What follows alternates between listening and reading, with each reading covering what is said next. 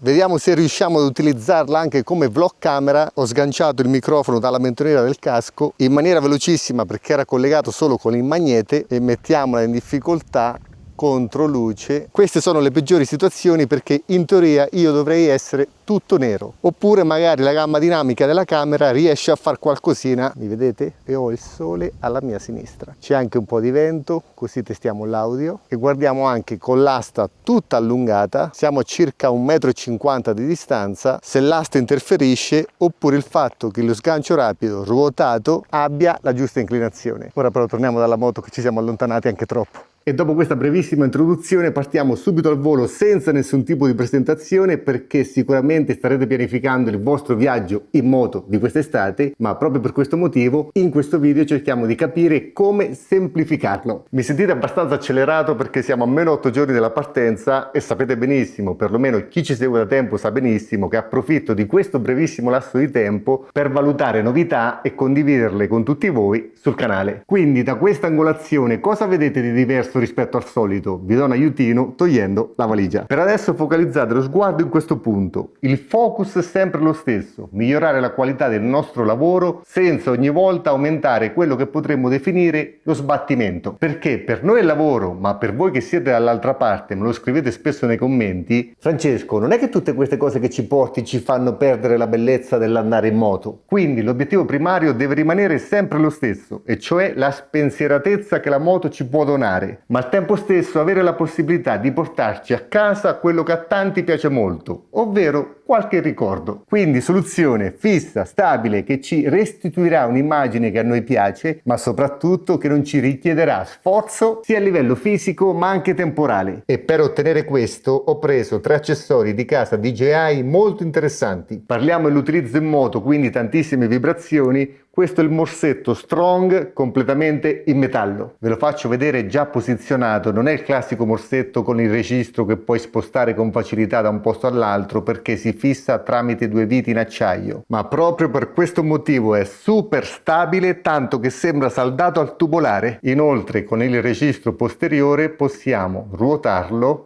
sentite ha anche una ghiera dentata, e allentando ancora di più poterlo ruotare su questo asse, sempre come potete sentire con una ghiera dentata che ovviamente servirà una volta stretto a mantenere la posizione stabile. Secondo accessorio complementare, consigliato addirittura sul sito DJI per resistere a forti vibrazioni, quindi per l'utilizzo in moto, selfie stick da 1 metro di lunghezza, super leggero, è completamente in carbonio, progettato per resistere alle più alte sollecitazioni, che noi avviteremo sul supporto grazie alla classica filettatura dei cavalletti. Ok. Terzo accessorio per completare il pacchetto, doppio morsetto che serve per avere un secondo appiglio e di conseguenza diminuire la leva prodotta dall'asta stessa, che noi cercheremo di ancorare nella zona più lontana rispetto al morsetto per avere minori vibrazioni nella parte terminale dove si trova l'Action Cam. Promesso, ultimo accessorio, lo sgancio rapido fondamentale, dove nella parte bassa troviamo la filettatura per poterlo avvitare nella parte terminale dell'asta invisibile, in maniera super semplice. Ok, ora installato la valigia laterale per controllare che l'apertura del coperchio non vada a collidere, perché con questa soluzione, che non cambierete mai durante le vostre uscite in moto perché come avete visto non interferisce con nulla, avrete la possibilità di portarvi a casa dei ricordi bellissimi con sbattimento zero. Tra l'altro inquadratura che a noi manca, che forse, perlomeno spero, possa farvi immergere un po' più nel contesto. Ho detto sbattimento zero perché l'unica cosa che dovrete fare è appoggiare la camera grazie allo sgancio rapido, magnetico e meccanico, quindi sicuro e velocissimo. Dovrete solo premere il tasto REC e godervi le infinite curve. Ora qualcuno dirà: ma Francesco, tu non utilizzavi Insta360? Verissimo, e mi trovo anche bene, ma sapete anche quanto sono rottura di balle. Sapete quanto tempo ultimamente ho dedicato per fare infinite prove per vedere la migliore action cam con il microfono wireless come funziona. Se avete visto tutti i video, ho fatto anche prove tra brand differenti con risultati scadenti, quindi mi sono detto, dato che DJI a livello di microfoni wireless è un po' l'azienda che ha fatto breccia, perché non provare tutto l'ecosistema DJI per capire il collegamento tra l'action cam e il microfono wireless? Con il microfono collegato in wireless la possibilità di vloggare anche con una 360.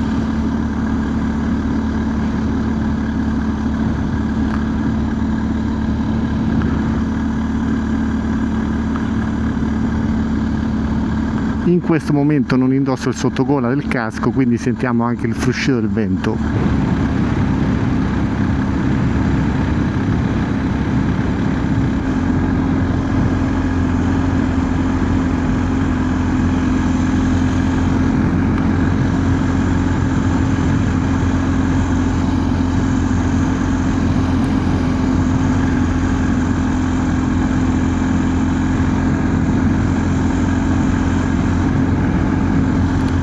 Allora, le immagini che abbiamo appena visto sono state girate con la DJI Osmo 360, risoluzione 8K 30 fps, esportate in 4K 30 fps, nessun tipo di profilo colore, nessun tipo di color correction. In questa maniera, per i neofiti, per tutti coloro cioè che premono il tasto REC e ripremono il tasto REC, potete farvi un'idea della qualità video. L'audio è stato registrato con i mic mini, cioè microfoni più economici di casa DJI. Il microfono era attaccato all'interno della mentoniera del casco tramite il magnete, e dato che ci siamo voglio condividervi la nuova prospettiva con la camera attaccata dietro alla moto in condizioni un po' più complicate di chiaroscuro, così vediamo anche la gamma dinamica. Intanto controlliamo con il sole che un po' si è coperto la gamma dinamica della camera, perché in questi contesti è comunque complicato bilanciare il bianco e non avere zone sovraesposte.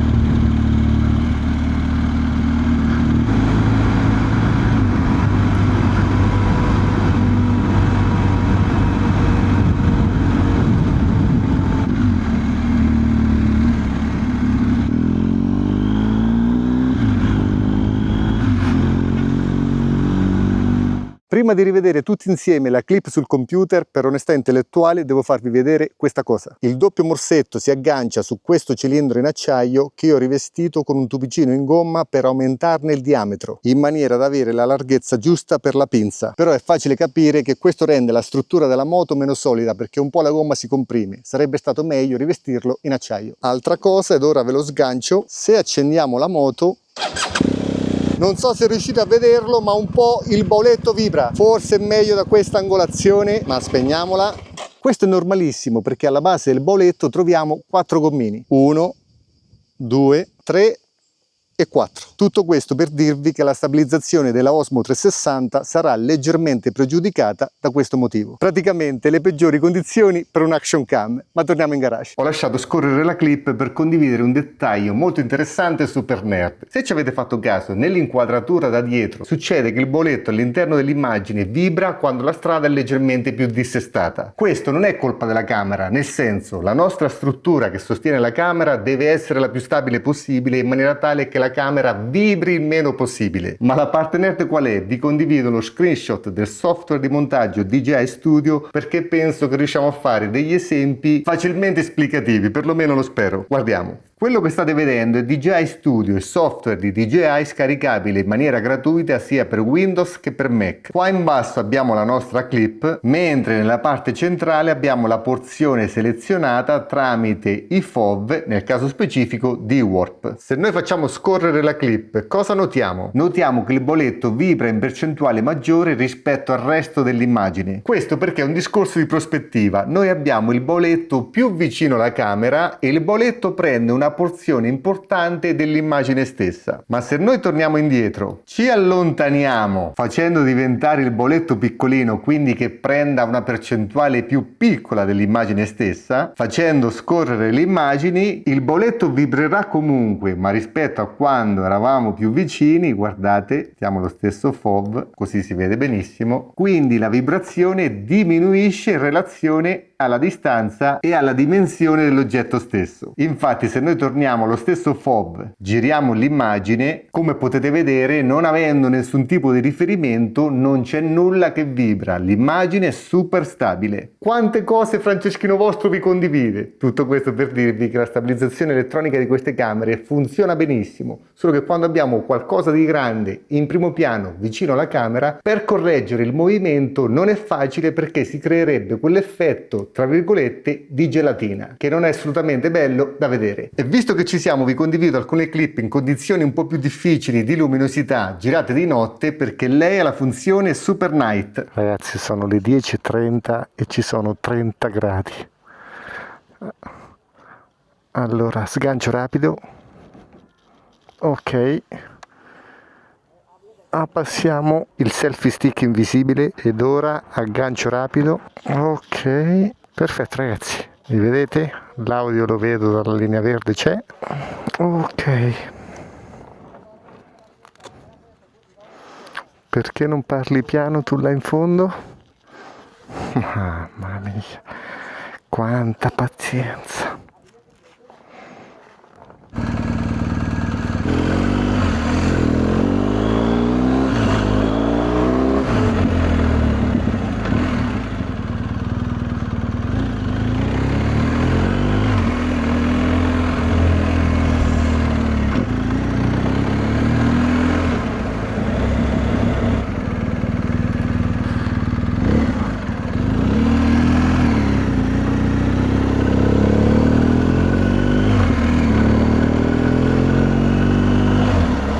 Qua la stressiamo un po' di più perché la luce artificiale è leggermente più bassa.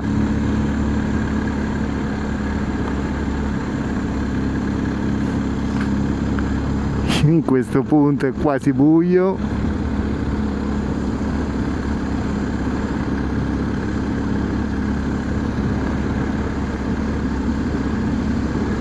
Vista da dietro.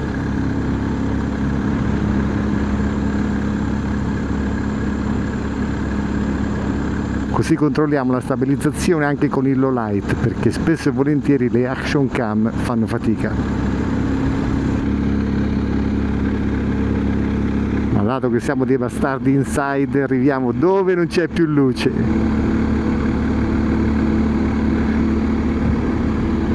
Qua ragazzi è buio pesto.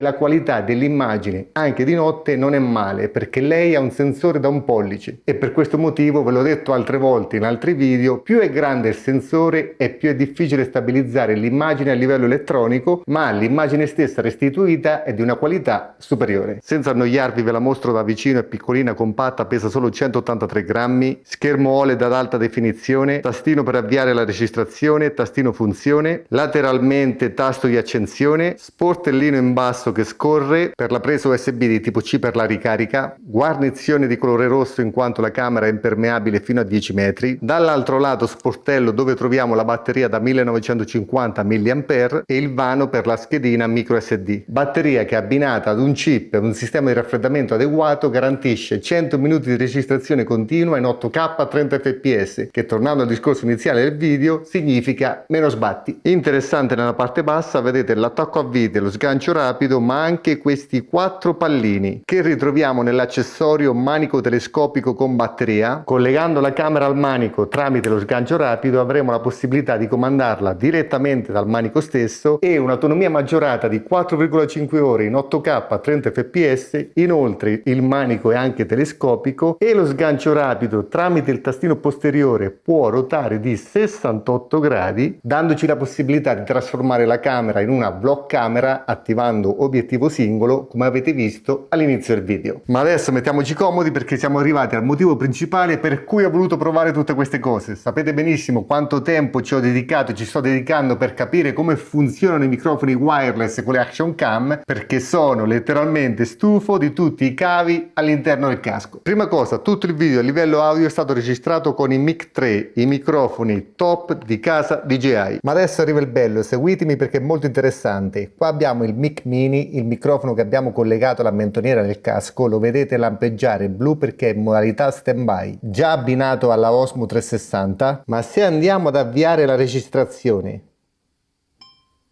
controllate in alto a sinistra i secondi che stanno scorrendo. Siamo arrivati a 14 secondi dall'avvio della registrazione, il microfono ancora lampeggia, guardate, 25 e il microfono si è collegato perché vediamo questa stringa verde. Ma ora interrompiamo la registrazione, conta alla rovescia, la camera si è spenta, il microfono torna a lampeggiare, ma se subito riattiviamo la registrazione,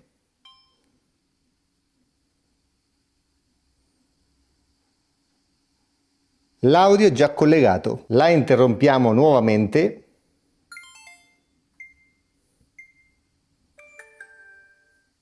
Ora non aspettiamo 10 secondi, aspettiamo circa un minuto. Ovviamente manderò avanti la camera, riavviamo la registrazione. Come potete vedere ancora non si è collegato perché non c'è la stringa verde. Ora faccio scorrere nuovamente i secondi, ma già sono sicuro che si collegherà quando arriveremo intorno ai 25 secondi.